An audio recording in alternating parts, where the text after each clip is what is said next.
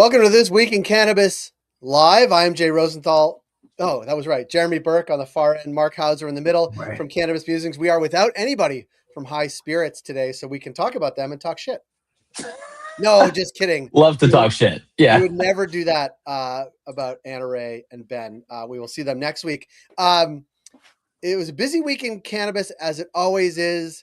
I want to start with the most annoying story of the week, if that's okay. And that is Roger Stone talking about cannabis. Whenever Roger Stone opens his mouth or tweets anything, I try to tune it out, but it was hard to do when he actually talks about cannabis. Here's what he said, but he's a conspiracy theorist, so let's note that. He wrote, "Who is holding up President Trump's order to reschedule marijuana?" Mark, should we listen to what Roger Stone says at all? I mean, look, if Roger Stone is the cannabis industry's champion, then we have a lot of problems. Yeah. Yeah. Like if that's what we're relying on, yeah, that's not a good sign for our industry. Yeah, with Pam Bondi out, Roger Stone in, I don't know if that's a good swap for anybody. No. It just shows how this is such not a priority for the administration, which shouldn't come as a surprise to anyone. And if President Trump really wanted this to happen, it would be done by now. Yes. Yeah. It'd be done. He would save our civilization with cannabis. It's true. Our bank account, he would save. Yeah. We'll talk about. So don't jump ahead, Jeremy. Don't jump ahead. I just can't wait. Yeah. Well, I think it highlights also. You look at the news this week about the DEA hearing that's still just been lingering. That hasn't been restarted. There's no pressure being put on the DEA by the White House to move this along. And I think that's, as far as we can tell, and that's telling, because if there were pressure, we would be a lot closer than we are now. It's also administration that doesn't mind breaking any norms or government rules. Like they funded, TSA out of some pot of money that was not allocated to them by Congress. So like, it's not an administration that cares about doing shit off the cuff. And so this, they don't seem to want to do. It's unfortunate. And look, maybe Roger Stone or, Matt Gaetz and, another winner of a human being can get us, get progress. I mean, again, Matt Gaetz, I think I made that same joke about Matt Gaetz in the Musings that, if we have a problem if this is who we're relying on. But he seems to be another sort of insider. With friends like these. Yeah. 17-year-old girls do enjoy marijuana, so maybe Matt Gaetz will.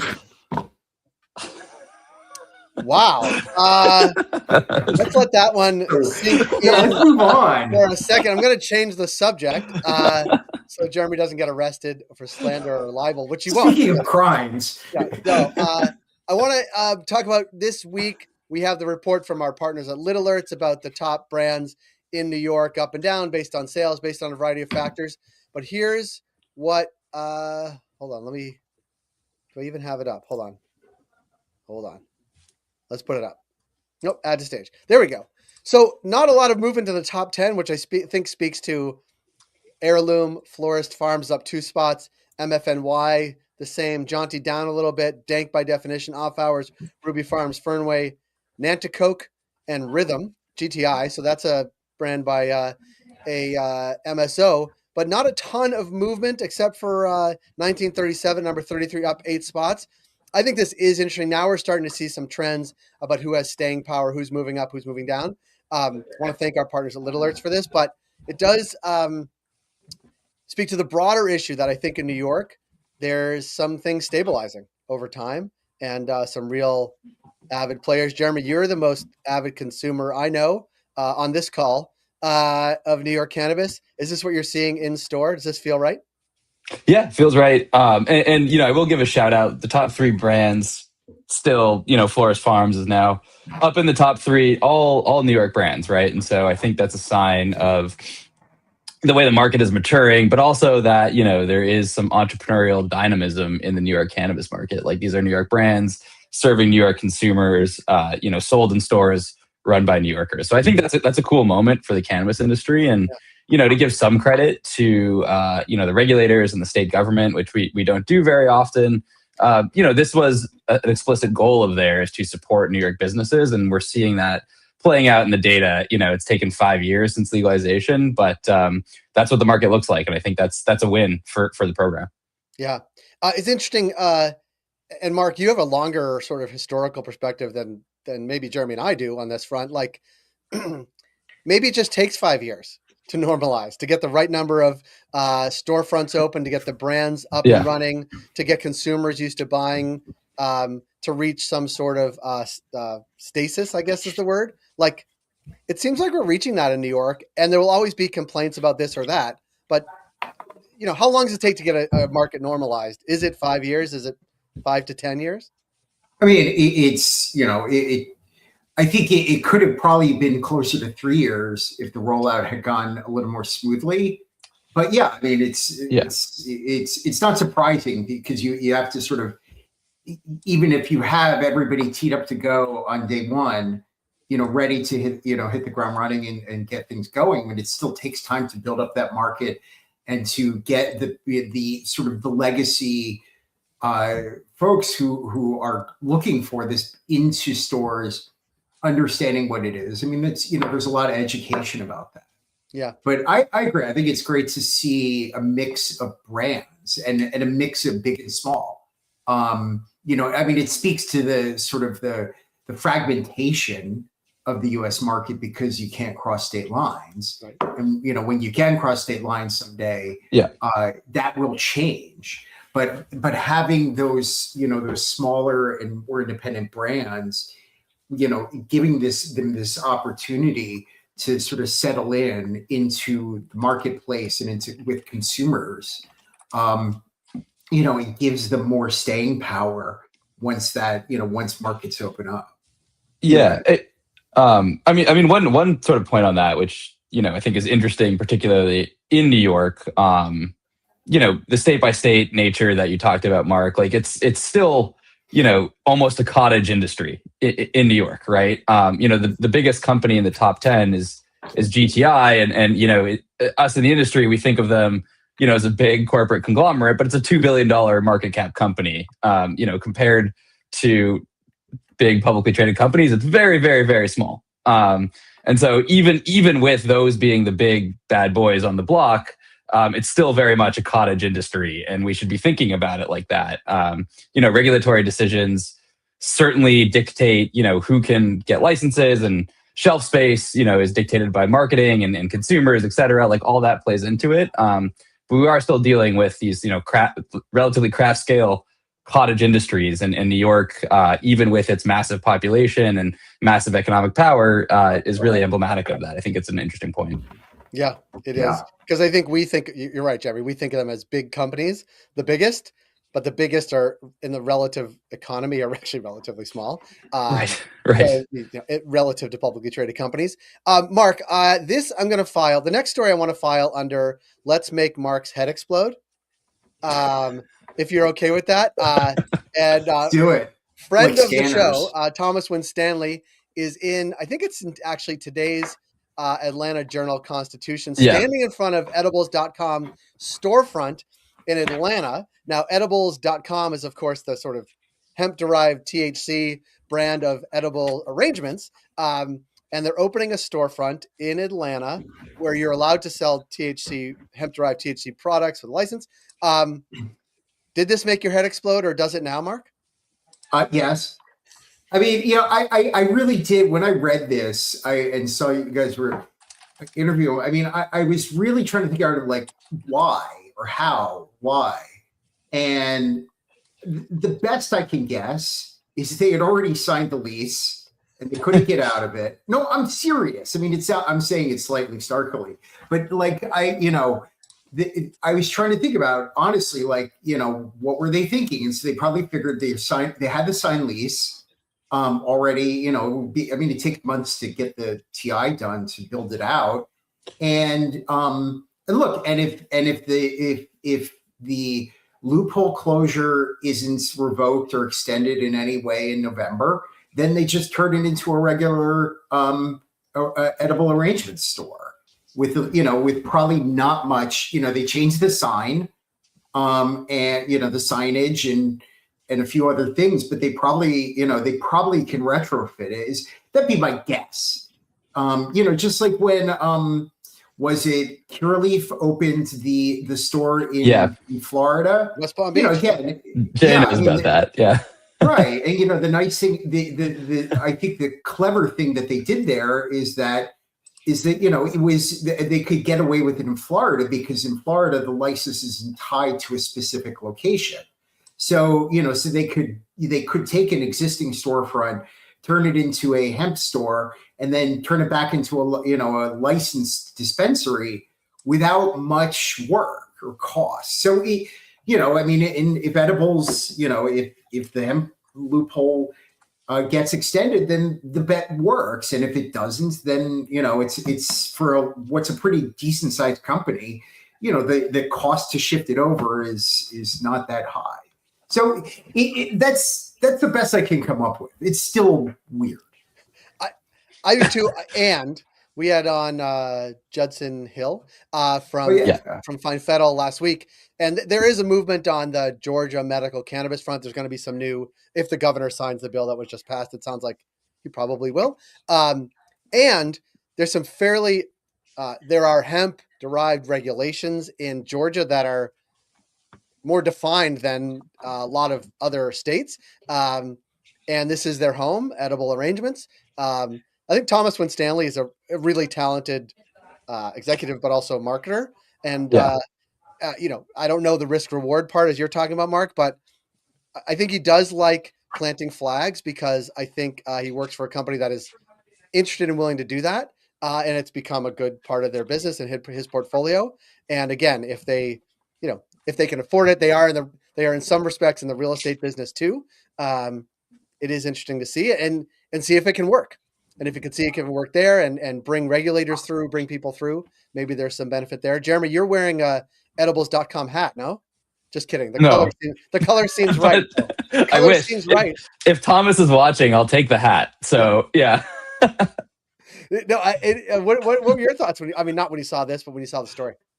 I think it's interesting. I mean, I am swayed by Mark's suggestion that they had the real estate at first, and prior to the regulatory changes, forthcoming regulatory changes, and they're able to switch it pretty quickly.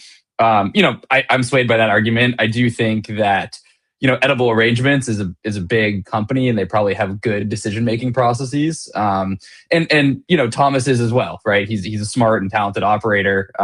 He has a lot of experience. So, I imagine I'm speculating, but I imagine there's, they have some insight that this move would be okay, and that it went through sort of the processes and controls that big companies do when they make big decisions. But I don't know. I think it's interesting. I think it also, as you said, Jay, could just be a flag and say, look, like, we're in this, we're invested in it. We're in this both at a state level with the Georgia Medical Cannabis Commission, as well as at the federal level. I mean, I know Thomas goes to DC. He speaks to lawmakers and policymakers where he can. And so, maybe it is a sign that there's change on the horizon as well, if the company felt comfortable enough to do this. I think, without any sort of insight into their process and reporting, I'm speculating, but I think both arguments are good. It is interesting. I think memory serves. When Thomas was at Theory in Massachusetts, they actually opened, let's call it a dispensary next to the dispensary that was only beverages. So when you walked in, and it was under his leadership, I think, when you walked in, when he was the chief marketing officer there, when you walked in, it felt like a liquor store, if you will. It all had THC beverages under the regulated market in Massachusetts, adjacent to, but separate from their regular dispensary. So not that he has a playbook, I don't think he does, but this, is very much aligned with sort of a marketer's take on how to do this. Yeah. And I think it's also just about there is the symbolic nature in a state like Georgia of getting, people into brick and mortar stores buying cannabis products, right? I mean, policymakers see that, the local community sees that. Like that is, it is marketing, sure, it's an expense. It's maybe not a revenue generator, but it's symbolic to the point where as the state legislature has a discussion, they can point to stores operating and paying taxes and, consumers consuming the product safely. Like that stuff matters. It still matters in 2026. And I think Thomas is smart to see that. Yeah. Jeremy, can we switch gears for a sec? Because I don't know, we're not in the business of generating news about ourselves, but I feel like we've earned a badge of honor in cannabis. We got debanked this week. Yeah. Any excuse to talk about myself, Jay. Thank you. Yes, we got debanked. Where do I start? The story has so many twists and turns. I can't wait to write about it. So to back up, I got off an international red-eye flight from Chile on Monday morning to a text message from Chase saying, you have to call us ASAP. Your account is going to be shut down. I'm exhausted. I, may have taken some performance-enhancing sleep stuff for the flight. So I'm that's getting worn off. I call Chase. I reach the customer service center. Your account's getting shut down. You have no recourse. You've been flagged as aiding and abetting illegal activity. I don't know what caused that, right? But clearly there was some algorithm that flagged us. So I kind of just sat on it for a day because I was like, I don't want to fucking deal with this right now. And then I called again on Tuesday morning just to see if there was anything I could do in a more, sort of right and sober frame of mind. Same answer. They said your account's been flagged. It's in your contract that you signed. We can review your account at any time and get rid of it. That's just the way Chase works. It's another indicator to read the fine print of anything you sign, but I didn't. Once that happened, I went to go use my personal credit card, which is also, a Chase Sapphire, to buy a sandwich. Didn't work. And so not only was our business account being flagged, we're sort of right in the middle of our pay cycle. We had invoices from March to receive. We had to pay out our contractors and, do the operation stuff. My personal account was shut down. So I wrote a post. No, sorry, my personal credit card, not personal checking. I need to make that clear. Wrote a post on LinkedIn. I wrote a post on Twitter. Just saying like, we've been debanked, and this sucks for us, but it's also emblematic of everything our readers and people watching this go through, right? It's not unique to us. It's just, the nuts and bolts of being in this industry in 2026 still. After I made that post, I received a missed phone call from the Chase executive office saying, your case has been escalated to us. I called them back. They said the first person had very little information. They just said, we see the hold placed on your account. We've immediately reversed it for now. It's being reviewed. So let's see what happens. So my personal credit cards are back. It's fine. I can use them. Couple hours later, I get another call from a different person in the Chase executive office. This was about 7 p.m. last night, 6 p.m. last night. They say, we've completed the review. We're not sure what flagged it. Your account was flagged as being out of scope of Chase business. And I asked what out of scope meant, and they said they didn't know. They didn't have more information. They said the fact that you've received wires from companies that are on our flag list, which is bizarre because, it's a lot of ancillary cannabis companies that pay us. That triggered it. But then I asked, I was like, how did this get run up the flagpole to you? And they said, well, we saw a social media post to that effect, which means, and I sort of queried that, and they said my LinkedIn post, which, got, I don't know, 60, 70 likes, like it's a good post, not a great post. I think what happened was, the fact that I'm a journalist with the little platform I do have and sort of aired out Chase's dirty laundry got them to pay attention to the issue. And got a human to review what the algorithm did, and they solved the problem pretty quickly. That being said, we've moved off Chase. We don't want to have disruptions to our pay cycle like that anymore. 48 hours without a bank account for a business like ours that has cash flowing through is tricky and difficult. Plus, it's personal risk to myself. Like I certainly don't want to be flagged as money laundering.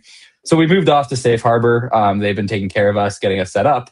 But at the end of the day, I think there's two things happening here. One is that the way Chase still treats this industry needs an act of Congress, right? Because our industry is not of the size where Chase is going to unilaterally make a decision to take that risk. Some smaller private banks will and credit unions will. Chase will not. Two, it did make me feel like had I not had the little platform I do have, we would have had no recourse, right? And so there are tons and tons of cannabis businesses that don't have as many social media followers as Cultivated Media does, who literally cannot get someone on the phone at Chase to solve their problem. That's a big problem. I think for the industry itself, we want to advocate for those people and use this as a lesson to help the banks make better decisions. And then the last funny thing I'll say is, my Twitter post got way more likes than my LinkedIn post. But it was not the Twitter post that got the Chase executive office to call me. It was LinkedIn. So a little bit more power to LinkedIn in terms of what companies are thinking about and looking at. So that's just a funny lesson too. Unless you're Roger Stone, in which case. unless you're on the far right wing, then Twitter is still where to be. This is a microcosm, and we're much, we're not a retailer. We're not, we no. It's a very small business that we run, but it is disruptive even over the past 48, 72 hours. Marc, this resonates. This happens all the time. Yes. Yeah. And it's disappointing that it continues to happen. Yeah. If only Congress would pass safer banking. Yes. Yeah. No, it's true. I mean, it's we're stuck in this position waiting for Congress, right? Like I understand, and I want to be like, I'm not trying to cater for Chase. I want to be fair and just say our business isn't that big. We pay our credit card bill on time. Our transactions aren't big. Like we're not a moneymaker for Chase for business, right? Ultimately, when they see a business of our size, an account of our size that flags some algorithmic change, there's no reason for them to want to do business with us until I air out their dirty laundry on social media, which is not like a practice I want to be involved in, but it does work. Squeaky wheels do get grease. So I think let this be a lesson for us in terms of our banking and our operations, but also, hopefully we use this episode as a way to help others in the industry who deal with this every single day and in ways that are much more elemental to their business, right? When they're taking, customer cash for cannabis products every single day, there's a lot more cash flow going on than in our business and monthly invoicing, et cetera. It's something I feel pretty strongly about, clearly, that we should use this episode to help people. Absolutely, we will, and we will report back when we have a bank account next week, how that's going, who we used, how it went, and all that, and the onboarding. It was. I felt like it was not like being a martyr, but being in the trenches with the rest of the industry is a good lesson for all of us. And yes, it was a wild week for sure. Yeah. And with that, we actually launched a new thing this week. We have a partnership with the Canadian Securities Exchange, which euphemistically was called the Cannabis Securities Exchange for a while there in the mid-2010s, as many cannabis companies, ones that we talked about today, GTI, others, went public in Canada because they were not allowed to go public in the States. And we had our first guest, who was Zach George, who is the CEO of SNDL, which has become really a powerhouse here in Canada, but also they're not just a cannabis business, which I thought was interesting. I'm going to play a clip of, I asked him how he would describe, after reading his quarterly reports and year ends, how he describes SNDL to people who don't know anything about it. Here we go. Like a regulated products holding company, but we are a vertical operator in the cannabis space with one of the largest alcohol retail portfolios in Canada. I think that's the apt description. So their footprint is pretty big. 2 major sort of liquor store outlets, high end and sort of medium end, 2 major retailers, sort of high end, and then value. Buds is literally one of their brands. And they sit on a pile of cash. They do acquisitions. Pretty interesting company. But again, as Jeremy said, they're $1 billion business, which seems like for a Canadian cannabis company, massive. For businesses overall, relatively small. But I'd love to, one, thank the CSE for their partnership on this. 2, direct you to the episode. There's links in the show notes. And just want to end it there. Marc, anything you're looking ahead for this week? my next thing to write musings about. I wrote this morning about Weedmaps delisting and going private. Yeah. Which would be it's an interesting move. And I'll shout out for Ben in his absence. The Vertosa, they're doing what looks like to be an interesting Ask Us Anything on over the web. So if you go to their later this month, so if you go to their website, I'm sorry, or to the LinkedIn page, you can find a post there about it. I'm just shouting that out because it looked really kind of interesting. Okay. Or Ben will either be happy about it or pissed that super pissed. Or both. Don't ask anything. Then all of a sudden, they get a whole bunch of people. But go ahead. Anyway, Jared, what about you? What are you looking forward to? What am I looking forward to? Getting a bank account. There you go. Well, now you're in it with the rest of the industry. I will say, I'm looking forward to getting a bank account. Looking forward to, I'm looking forward to writing about this whole episode, not just what it means for us, but what it means for the industry. I think it, nothing like you said, Jay, being in the trenches with the rest of our favorite entrepreneurs in the space, I think is a good lesson for us. Speaking of which, it is the week before 420 next week. 420 happens on a Monday. So there's going to be Thursday, Friday, Saturday, even Sunday in some places that's allowed to open. It's going to be a very, I would say, big 420, which is always interesting to watch. We'll come back not next Friday, but the Friday after with some dives, probably from Little Alerts about how folks did traffic to websites, all of those things. So gearing up for 420. And Marc, Jeremy, thanks for making time on this Friday. We will see you next week. Thank you. Thanks, guys. Bye, y'all.